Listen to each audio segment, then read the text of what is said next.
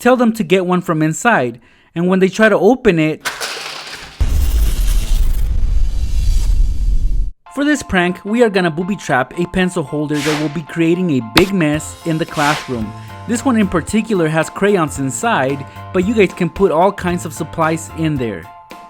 The pencil holder was only 48 cents, so I don't mind tampering with it. It can either be yours or your victim's, but if you choose to use theirs, you'll have to give them a brand new one once this prank has been executed. We'll start off by removing everything from inside. And if you notice, this pencil holder consists of two pieces, the main container inside and the cover. Take the main container and with a pair of scissors, trim off about 1/5 of it.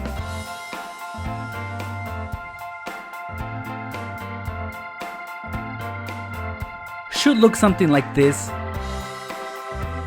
Now, on the end where you made the cut, pierce a small hole on it close to the edge. Take a small rubber band and cut it. We are gonna feed this rubber band through the hole we just punctured like so.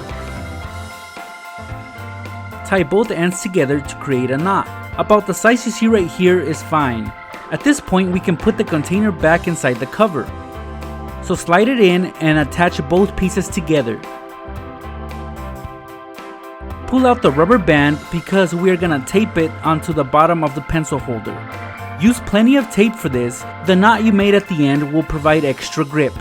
Now we are almost done. Here's what happens when someone tries to open the pencil holder. The rubber band pulls it back inside. So let's say we load up this pencil holder with a couple of crayons.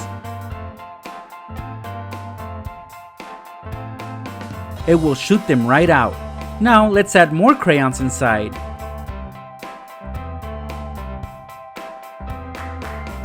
Yeah, whoever falls for this prank will have crayons all over the place. Let's get more extreme though. Here I'm gonna load up some cereal inside the pencil holder.